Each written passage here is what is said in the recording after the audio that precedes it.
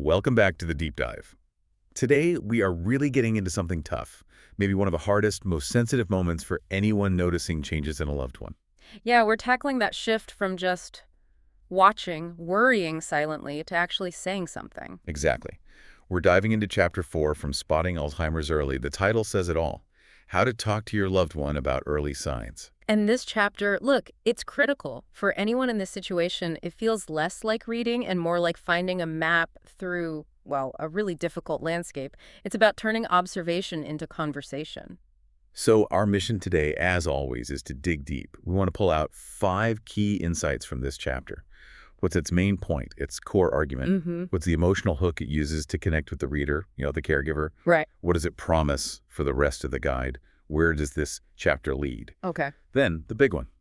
If you remember only one thing, what's the single most important takeaway? The absolute key. And finally, we'll step back a bit. Does it work? Is it effective? A quick professional take on it. It's a dive straight into tension, isn't it? The author says right away, bringing up memory concerns is like stepping into an emotional minefield. That phrase really hits home. It does, because the challenge isn't spotting the signs necessarily. It's navigating that clash between really deep love, wanting to protect them. And just being terrified of the conversation itself. Yeah. Of confrontation. Exactly. You know you should talk, but you're afraid of upsetting them, maybe insulting them, making them feel attacked. And so the words just get stuck. Okay, let's start there. The Yeah. foundation. What is the chapter trying to convince the caregiver they must do? What's the core argument? Well, the core argument is really about necessity born from opportunity. It starts by saying these conversations are almost always delayed, universally. Because of that fear we just talked about. Right. The caregiver feels trapped. They're scared of upsetting the person, maybe starting a fight, or just coming across as, pointing fingers, accusatory. Which makes sense. That hesitation comes from a place of love, right? Yeah. You don't want to hurt them. Absolutely. But the chapter argues that this hesitation, however well-intentioned, is actually counterproductive. It works against what you're trying to achieve. So if it stems from love, why push past it? Why is talking early so vital? What's lost by waiting? You lose time, crucial time.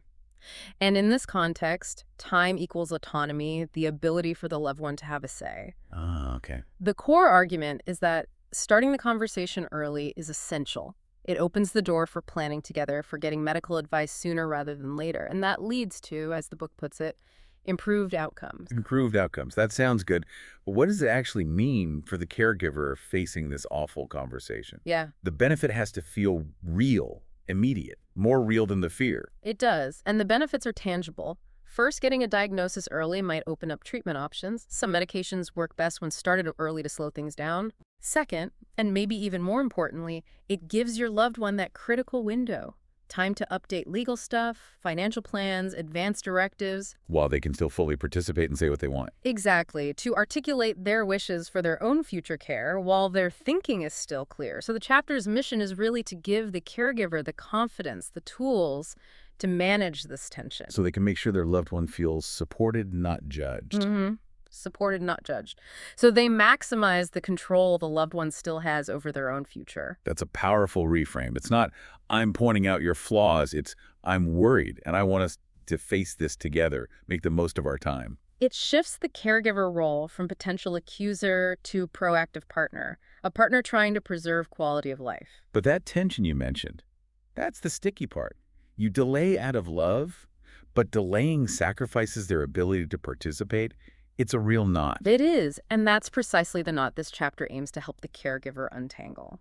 How to act out of love in a way that truly helps, even when it feels terrifying. Okay, that theory makes sense. Partnership over confrontation. But theory only goes so far when you're staring down that emotional minefield. You need something more than logic. You need validation. You do. So what's the emotional hook here? How does the chapter grab the caregiver and say, I get it, this is hard, but you can do this?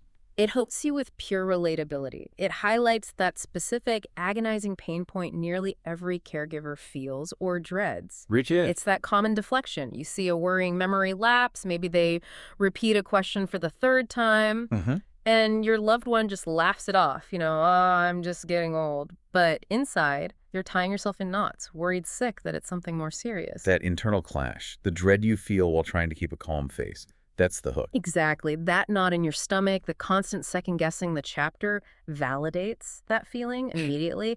And then it uses a really effective story, Emily's story, to show this isn't just you.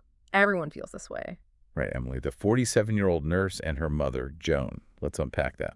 Emily's story is perfect because it connects the advice from the previous chapter, keeping a symptom journal, to the emotional reality of this conversation. So she did her homework, she had notes, she saw a pattern. It wasn't just a vague worry anymore. Right, she had concrete evidence. But then, the fear kicked in, big time. The book describes her hesitation as visceral, her stomach churning. Because she was afraid Joan would feel insulted or scared. Both. Insulted, scared, maybe angry. That stomach churning detail is key. It tells you, the reader, your anxiety is normal. It's expected. Even a healthcare professional feels this way. It's incredibly validating. It really is. It says, you're not weak for feeling this fear. Precisely. But crucially, the story doesn't just validate the fear, it shows a way through it. Emily succeeded. Yeah. What did she do right? Preparation was key. She chose a moment when her mom was calm, relaxed. They were in a private setting. And critically, she framed the conversation around her care for her mother, not criticism of her memory. So she didn't lead with the symptom list, like, look, Mom, here's all the times you messed up. No, definitely not. She led with her worry, her love. And because she prepared and framed it that way, the conversation actually went well. It led to a doctor's visit, which ended up alleviating Emily's own anxiety, too. So the hook isn't just, I see your pain. It's, I see your pain, and here's a path forward. Exactly. And right after Emily's story, the chapter mentions the Alzheimer's Association, noting that this exact hesitation, caregivers delaying the talk out of guilt or fear of damaging the relationship, is incredibly common. Putting that external validation there, right after the personal story, builds trust, doesn't it? And it really does. It says, we understand your goal is real, it's a huge barrier, and the advice we're about to give you is sensitive to that complex family dynamic. It smoothly transitions from empathy to practical, actionable advice. Which brings us perfectly to the absolute core of that advice, the single most important takeaway. Yeah. If someone listening could only remember one thing from this chapter, distill all the advice down to its essence, what would it be? What's the ultimate key to making this conversation work? Okay, the ultimate key is realizing that success here isn't luck. It's not random.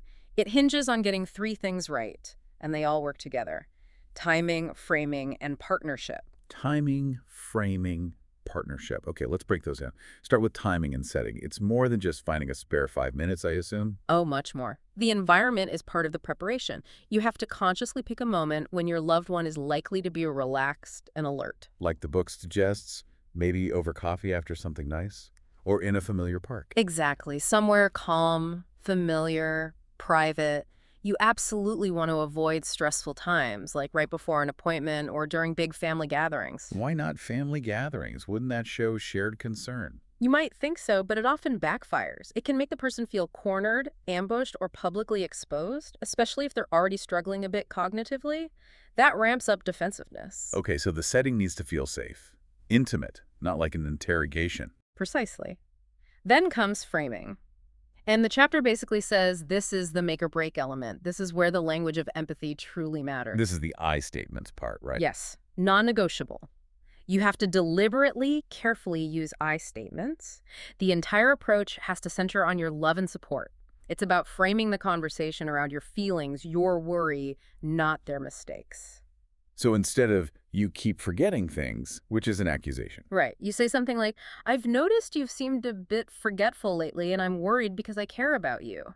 See the shift? Yeah, it's huge. It takes the spotlight off their perceived failure and puts it onto your concern. Much harder to argue with your feelings. It really is. Think about it. If you say you're always forgetting things, they can immediately get defensive, deny it, list times they remembered things. It becomes an argument about facts. But if you say, I'm worried about what I'm seeing, That's an honest expression of your emotional state. They can't really argue with your worry. They have to respond to your feeling, which often disarms them. It opens the door instead of slamming it shut. but what if they try? What if they say, well, you might be worried, but I'm fine? How do you handle that deflection? That's where the pattern you've observed comes in, maybe from that symptom journal. But gently. You pivot back. Okay, I hear you saying you feel fine, and honestly, I really hope you are. But because I saw mention a specific gentle example, like We had trouble finding the store the other day. I would feel so much better if we just got it checked out. It would ease my worry. So the I statement provides the loving motive, and the gentle observation provides the context for the worry. Exactly. It's a combination. And that leads to the third element, partnership. This conversation isn't the end point. It's not about getting a confession. It's the start of something. Right. It's about taking a collaborative step towards getting information, towards a medical evaluation. And a critical part of showing partnership is offering to go with them to the doctor. Ah, that makes sense. Less intimidating than facing it alone. Much less. It immediately eases fears about being tested or judged by the doctor, saying, let's go together, we'll figure this out together. That language constantly reinforces teamwork. It shifts the dynamic from you pointing something out about them to you working with them for their health. Timing, framing, partnership. Got it. That feels like a solid foundation. And the great thing about this chapter is it doesn't just leave you with the theory. Right, it gets practical. It gives you actual words to use. Let's talk about those ready-to-use scripts. How do they work? They're really helpful because they tailor the timing, framing, partnership approach to specific common scenarios. They keep the language grounded and non-confrontational. Okay, scenario 1, memory lapses. Like forgetting recent conversations or asking the same question over and over. How does the script approach that? It focuses on a recent observable example, keeps the tone light but clear, and immediately connects it to care and suggests a checkup just to be sure. Can you give an example of how that might sound? Sure, something like, hey Mom, I noticed during dinner you asked about specific thing a couple of times. Look, I'm only bringing it up because I care about you so much, and I just want to make sure you're feeling okay. What do you think about maybe checking in with Dr. Evans just to make sure everything's all right? See, I'm only bringing it up because I care, and what do you think? That softens it, makes it collaborative. Exactly. And framing it as a check makes it sound routine, less alarming, like checking the oil in your car. Okay, what about scenario 2? Difficulty with familiar tasks. This is when they struggle with things they used to do easily, like driving a familiar route or following a recipe. Yeah, this one can be really worrying for caregivers. Here, the script ties the observation to a specific, concrete example of that struggle. Again, gentle tone, immediate offer of partnership. So maybe like, Dad, remember the other day when we were going to the grocery store, the one you always go to? We got a bit turned around. It just got me thinking maybe it wouldn't hurt to check in with the doctor, just to make sure everything's running smoothly. I'd be happy to go with you, of course. How does that sound? Perfect. You're specific, you link it to your concern, you offer support, and you ask for their input. How does that sound? Gives them agency. And the third one, social withdrawal. When they stop doing things they used to enjoy, like Joan missing her book club in Emily's story. This one's tricky because it's about mood and behavior, not just memory. Here, the script connects your concern directly back to their happiness and quality of life. So it's not about cognitive performance. It's about them not seeming like themselves. Right. You might say, honey, I've noticed you haven't felt up to going to your painting class lately, and you always used to love that so much. I'm just wondering if you're feeling okay or if something's maybe getting you down. Perhaps we could just talk to the doctor together about how you're feeling. Linking it back to their past joy, their identity, that feels less threatening. It's disarming. It shows your concern is about their well-being, their happiness, not just their memory function. These scripts provide a great starting point, but let's be real, these conversations rarely go perfectly smoothly. What about pushback? Denial? Anger? Yeah, the chapter anticipates that. It dedicates a good chunk to handling common pushback, which is crucial. The key strategy is always acknowledge their emotion first, validate their feeling, then gently redirect back to the goal. Okay, let's tackle the big one. Denial. I'm fine. It's just normal aging. Everyone hears that, right? Almost guaranteed, and you must validate it immediately. Don't argue. Say something like, you know what, you could be absolutely right. It probably is just normal aging, and I really hope that's all it is. Start with agreement. Yes. Then reframe the doctor visit. The book suggests using an analogy, like it's just a precaution. Think of it like getting the car checked before a long trip. Better safe than sorry, right? Or routine maintenance. It lowers the stakes. Makes sense. But about irritation or anger. Why are you making such a big deal out of this? Stop nagging me.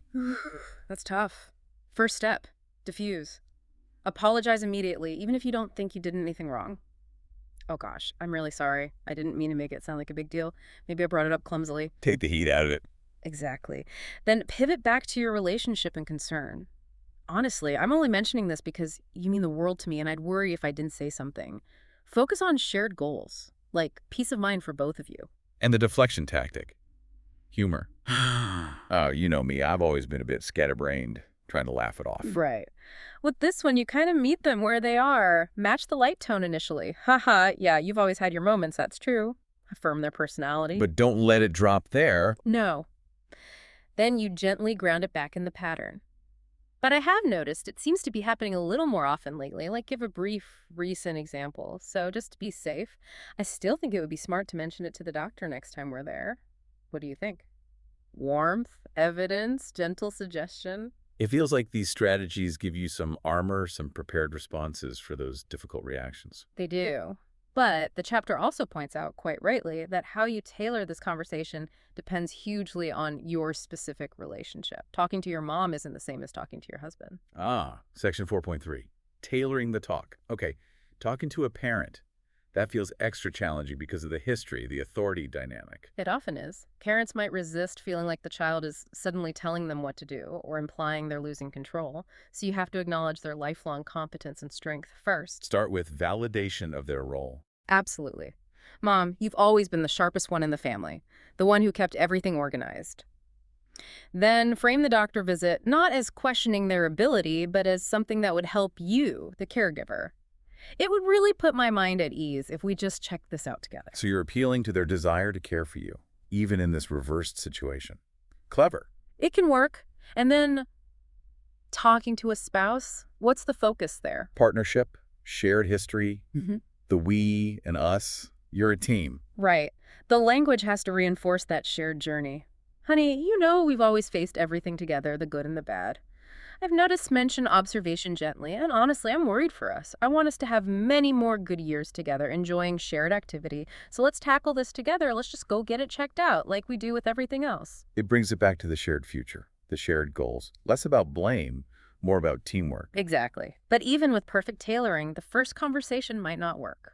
What then? Just give up? No, the chapter stresses gentle persistence. This isn't about nagging or arguing. It's about finding another calm moment, maybe a week or so later, and trying again, using those same empathetic I statements. Small doses, maybe. Yeah. And it also suggests potentially involving other trusted family members or close friends, not to gang up, but to show the loved one that the concern is shared, that it's not just you being overly worried. So it reinforces the message gently from multiple loving sources. Makes sense. Okay, let's pull back now and look at the bigger picture. We've talked about how to have the conversation. If it's successful, if your loved one agrees to see a doctor, what does that unlock? What does this chapter promise for the rest of the caregiving journey outlined in the book? Well, fundamentally, a successful conversation is the launch pad. It's the absolute necessary first step for everything practical that needs to happen next. So the promise is basically get through this and you can start taking concrete action. Pretty much. It directly sets up the next stage, which the book addresses in Chapter 5, actually navigating the medical system. You can't schedule appointments, gather medical history, or start diagnostic tests without that initial buy-in, that collaborative agreement you hopefully achieved in Chapter 4. So it's the key that unlocks the door to the medical side of things. Definitely. But it's not just about the immediate next step. It also sets the stage for the longer haul, emotionally. How so? Because this first difficult conversation, if handled with empathy and partnership, establishes a pattern for future communication. It raises the question, how will you handle the next hard talk and the one after that? Like talking about driving, or finances, Yeah. or moving. Exactly. The promise is that the skills learned here, the empathy, the I statements, the partnership focus, provide a blueprint. They build a foundation for managing the ongoing emotional challenges discussed later in the book, like in chapters on emotional management and building support networks. It's about sustaining that connection through tough times. Okay, that makes sense. It's not a one-and-done conversation. It's the start of a new way of communicating. It has to be. All right, final nugget time. Our initial critique and evaluation. Standing back, looking at Chapter 4 professionally, does it deliver? Does it effectively prepare a caregiver for this incredibly daunting task? I'd say yes. Highly effective. Its biggest strength is its grounding in reality. It doesn't shy away from how emotionally charged this is. That minefield analogy is spot on. It acknowledges the fear and guilt. Right. And then it immediately pivots to concrete, actionable advice. The scripts, the pushback strategies, the framing rules, these are tangible tools you can actually use. It's not just abstract theory. I agree. I found the style and tone really compelling, too. It manages to be both deeply compassionate and incredibly practical at the same time. Yeah, the tone is spot on. It starts with that emotional validation, acknowledging the fear, the stomach churning, which builds trust. And it consistently pushes this strategy of validation over confrontation. Which, as you mentioned, is backed by experts like the Mayo Clinic focus on shared goals. Exactly. It gives the caregiver permission to feel scared, but then it equips them and pushes them gently towards structured action.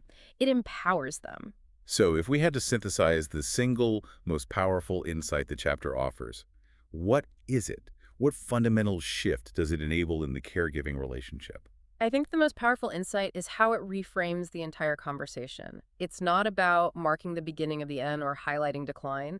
It successfully frames this difficult talk as the beginning of a collaborative partnership focused on health and well-being. Shifting it away from loss of autonomy toward shared advocacy. Precisely. It reframes diagnosis not as a crisis that divides, but as a challenge to be faced together. It empowers both the caregiver and the loved one to approach the future as a team. That shift, that reframing, is probably its greatest contribution. And that reframing is crucial for maintaining the relationship, for sanity, really, through everything that might come next. It absolutely is. It helps the caregiver remain a supportive partner, not an adversary, which sustains the connection through the really hard parts. Okay, what an incredibly detailed look at handling such a pivotal moment. We've really unpacked those 5 key areas from Chapter 4. Yeah. So to quickly recap, the absolute key takeaway is that having this conversation effectively boils down to empathy, using those I statements to express your own worry, and framing the whole thing as a partnership for health. Mm-hmm. And remembering that the biggest hurdle often isn't the practical stuff, like finding a doctor. It's summoning the emotional courage to actually start the conversation, despite the fear. But hopefully, the scripts and strategies we discussed give you, the listener, some solid ground to stand on, some armor, as you say. Exactly. You're not going in blind. So for you listening, maybe take a moment after this. Think about one specific phrase, like, I'm worried because I care, and just mentally rehearse it. Or identify what your biggest fear about this conversation is. Acknowledging it is the first step. And remember, as the chapter emphasizes, early awareness really does open doors to better management, more options. Right. This chapter does a fantastic job of helping turn that paralyzing worry into constructive action. It gets the ball rolling. But here's something to think about next. Go. You've had the talk. Let's say it went well. Your loved one agrees to see a doctor. That abstract worry now starts to become very concrete. You're stepping out of the familiar family dynamic and into the often confusing, overwhelming world of healthcare. Right. The bureaucracy, the tests, the specialists. Exactly. So the question becomes, how do you maintain that collaborative spirit, that partnership you just built, when you're suddenly navigating appointments, medical jargon, and trying to get clear answers from the system? That's a great question. And it leads us directly into where the book goes next, doesn't it? Chapter 5. It does.